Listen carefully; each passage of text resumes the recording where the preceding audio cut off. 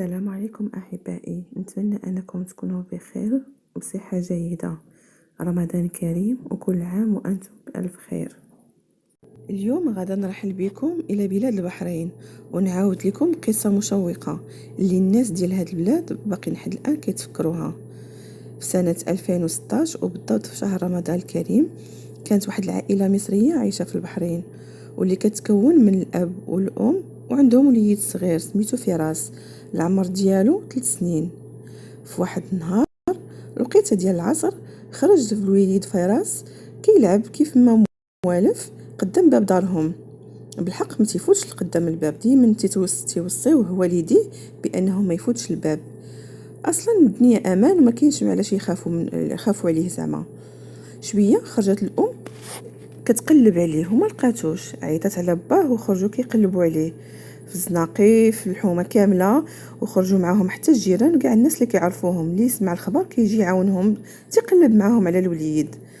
ومن بعد مشاو عند البوليس وبلغوهم بالاختفاء ديال الوليد فراس، وعطاوهم التصاور ديالو وداروا اعلانات في الصحافه على الله وعسى شي حد يكون شافوه، ولكن بدون جدوى للاسف. وكل ما كيزيد الوقت كل ما المخاوف عن مصير الوليد او الحياه ديال الوليد فراس ما كتزيد. داز نهار الاول لا اخبار على فراس، بالرغم ان البوليس قلبوا كل شيء، حتى من الشقق والمحلات اللي قريبه من الدار ديال فراس قلبوها. في اليوم الثاني اشنو وقعت واحد المصادفه غريبه. اللي وقع احبائي هو ان واحد الرجل ساكن في حي بعيد من هذا الحي اللي كيسكن فيه فراس اللي اختفى فيه. خرج هذا الرجل ومشى للصيدليه باش يشري شي دواء خاصو. منين وصل للصيدليه لقى بان الصيدلي خارج من الصيدليه وواقف قدام الباب تيقلب على شي حاجه في طوموبيلته. بقى كيتسناه شويه ومن بعد مشى لعنده وسولو، قال له السلام سلام. قال له عافاك راه محتاج لشي دواء وهذا واش غتدخل دابا للصيدليه؟ قال له بلاتي عافاك تنقلب على شي حاجه، دابا انا داخل معك للصيدليه ونعطيك الدواء اللي بغيتي. وهو باقي كيهضر معاه وتيقلب على داكشي اللي تيقلب عليه شويه ويمشي يحل الكوفر والراجل باقي واقف حداه. ومنين الصيدلي يحل هذاك الكوفر هما يتصدموا بجوج من الكارثه اللي شافوا قدامهم. لقاو بان كاينه جثه ديال وليد صغير عمره في حوالي 3 سنين. من بعد اكتشفوا بان هذاك الجثه ديال وليد فراس اللي كانت المدينه كلها كتقلب عليه. لقاوه ميت في الكوفر ديال هذاك الصيدلي. والراجل بدا كيغوت وكيعيط على الناس حتى تجمعوا عليه وعيطوا للبوليس وشدوه. سبحان الله، الروح عزيزة عند ربي. شوفوا كيفاش الصدفة لعبات الدور ديالها وفضحت هاد الصيدلي القاتل. هزوا الوليد مسكين من الكوفر وداوه يديروا ليه التشريح، وخداو الصيدلي الكوميسارية باش يبداو معاه التحقيق. ومنين بداو معاه التحقيق سولوه فين ساكن. وهنا كانت الصدفة الثانية، هي ان هاد السيد او هاد الصيدلي ساكن حدا الوالدين ديال الوليد فراس، يعني جارهم. كل شيء كان باين، يعني انه هو اللي كان خطط باش يخطف الوليد وداروا في الكوفر وقتلوه. بداو لونكيت ديالهم وقلبوا طوموبيلته وشافوا فيها غير البصمات ديالو فقط هما اللي كاينين داخل. وسولوه قالوا ليه قول لنا كيفاش وقع هذا الشيء؟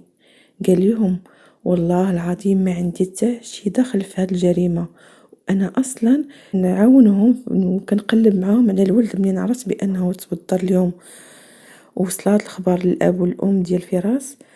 كنظن انكم تخيلتوا حالتهم كيف ممكن تكون، وبالاخص من عرفوا بان جارهم هو مول الفعله. وفي ظرف 48 ساعه قضيه الطفل فراس ولات قضيه راي عام، والصحافه بدات كتهاجم الصيدلي وكينعتوه بابشع الصور. كلشي تفاعل مع هاد القضيه. نرجعوا للبوليس، بداو كيحققوا معاه وكيسولوه على المصيبه اللي دار، وهو ما كاين فمو غير ما عرفتش، انا والله ما درت والو، واصلا ما كنتش عارف بان الولد كاين عندي في الكوفر. المهم دوزوه من بعد للنيابه ودخل عند وكيل النيابه. هذا الاخير كان من احسن المتخصصين في الجرائم وكان معروف بانه كيحل بزاف ديال القضايا بطريقه ذكيه. الحسن حظ الصيدلي انه طاح في هذا الوكيل النزيه اللي كان يخدم ضمير وكيبغي الخدمه اللي كيدير. بداو معاه التحقيق وقال ليه نبغيك تركز معايا مزيان، واللي سولتك تجاوبني عليه. نسى العواطف وكل ما سمعتيه من الصحافة وركز معايا. غادي نبداو التحقيق من الاول ونبغيك تجاوبني بكل صراحة. قالو انت جار العائلة؟ قالو ومنين غبر الولد حتى انت خرجتي كتقلب معاهم؟ قالو اياه. قالو بغيتك تعاود ليا النهار اللي تخطف فيه الولد فين كنتي بالضبط واشنو درتي في النهار كامل. جاوبو الصيدلي وقال ليه هذاك النهار كنت خدام النهار كامل كيف العاده في الصيدليه، ولكن من وصلت الجوج خرجت باش نمشي للدار، وقبل ما ندخل دزت للسوبر مارشي الفلاني عطاه السميه، تقديت شي حوايج كانوا خاصين مشيت موراها نيشان باش نرتاح. وهذا الشيء اللي قلت لك كله عنده اثبات، حيت في الخدمه ديالنا كاينين كاميرات، وفي السوبر مارشي اللي مشيت ليه حتى هو فيه كاميرات. قال له معايا دخلتي للدار؟ قال له معايا 3 تقريبا. قال له للاسف لحد الساعه وكل ما قلتيه كما كيبرئك، خصوصا ان الولد غبر من الزنقه مع تقريبا 4. ولكن غير ركز معايا وقول لي منين دخلتي للدار اشنو درتي بالضبط؟ قال له منين دخلت للدار تبطيت وصليت العصر مع ولدي ونعست وما فقت حتى ادى المغرب باش نفطروا حيت رمضان، ومن بعد خديت ولدي ومراتي ومشينا للجامع باش نصليو صلاه التراويح. قال له اوكي صافي نحبسو هنايا، ورجعوه للحبس. وقال لهم عافاك جيبوا لي مراته ونحقق معها وولده الصغير اللي عنده يلاه 8 سنين باش يتاكد من كل الهضره اللي قال ليه هذا الصيدلي. بدا بالزوجه ديالو هي الاولى وسولها على هذاك النهار اشنو دار فيه راجلها. قالت ليه نفس الهضره اللي قال السيد لراجلها، اي انه منين خرج من الخدمه داز للسوبر مارشي حيت طلبات منه يدوز يشري يتقدى لهم داكشي اللي خاص للدار، وصلى العصر ونعس حتى ادى المغرب وفطرنا مجموعين، ومن بعد مشينا للمسجد باش نصليو. ومن بعد داز للولد حتى هو سولو نفس السؤال وقالوا حتى هو نفس الهضره. هنا الوكيل تاكد بان الصيدلي قال الحقيقه، ولكن ما كاينش شي متهم اخر من غيره وخاصو يعرف شكون هو مول الفعله. بقى كيفكر بزاف وهو يحاول يعيط للصيدلي عاوتاني مره اخرى وقال له عندي لك سؤال. قال له نعم سيدي تفضل. قال له ملي مشيتي للسوبر مارشي اشنو شريتي بالضبط؟ عطاه التفاصيل اللي بغاها. قال له يعني شريتي سلعه كثيره؟ قال له السلعه اللي كتخصنا لرمضان. مشى الوكيل وخدا معاه الصيدلي وداه للسوبر مارشي وشرى ليه نفس السلعه اللي شرى الصيدلي داك النهار، وقال ليه دابا بغيتك توريني كيفاش درتي باش هزيتي كاع الميكات ديال هاد السلعه اللي شريتي وهزيتيهم وديتيهم للكفر ومن الكفر باش دخلتيهم للدار. الصيدلي الميكات ودار النص ديال العدد ديال الميكات في اليد اليمنيه والنص الاخر دار في اليد اليسريه. ومنين خوا الكفر ملقاش باش يسد الكفر، عطاه بالدار وسدو غير بالمرفقين ديالو ودخل الدار. هنا تاكد الوكيل بان الشكوك ديالو اللي فكر فيها هي هو منين سد الكفر بالمرفق ديالو ما تسدش الكفر مزيان. اكيد ان الوليد منين كان تيلعب لقى الكفر محلول دخل وسد على راسو. رجع للفريق ديالو وقال لهم بغيتكم تهزوا لي البصمات اللي كاينين في الكفر لداخل. وبالفعل لقاو بانه كاينين بصمات ديال وليد فراس بوحدهم داخل الكفر بطريقه اللي يسد عليه، وحاول من بعد يحلو.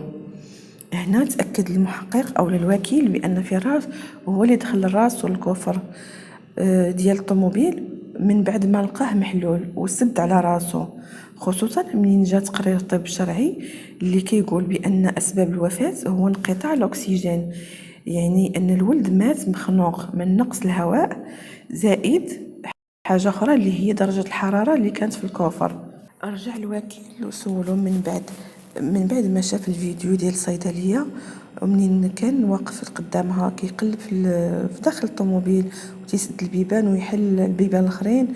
وبعد فاش جا الراجل وشاف الوليد في الكفر فاش كانوا واقفين بجوج فاش بدا كيغوت. المهم قال له علاش كنتي كتقلب ديك الساعه فاش وقف عليك الراجل؟ جاوبو قال له انا البارح منين دخلت للطوموبيل شميت شي ريحه خايبه وما عرفتش منين. ما عرفتش من جايه يعني، خاصه من حليت شراجم ما مشاتش، قلت ربما تمشي وساعه ما بغاش تحيد ديك الريحه. وفاش وصلت للصيدليه وبقيت كنقلب وكنحاول نلقى منين جايه هذيك الريحه، حتى وقع اللي وقع. قال لي لا، راه لقينا البصمات ديال الوليد داخل الكفر. هو اللي دخل وسد على راسو وتخنق ومات. وكيل دار لونكيت عليه عند الجيران وعند الناس اللي كيعرفوه، والكل جمعوا بانه وشهدوا فيه بانه اخير من اخير الناس، وانهم تصدموا من سمعوا الخبر، ما تيقوش، وقالوا بانه مستحيل ان هذا الشخص يدير بحال هذه الجريمه. المهم من هادشي كله ان الحقيقه بانت، والبراءه ديال الصيدلي السوداني حتى هي ولات واضحه من بعد الضجه اللي داروا عليه وكل كيرغي بلغاه.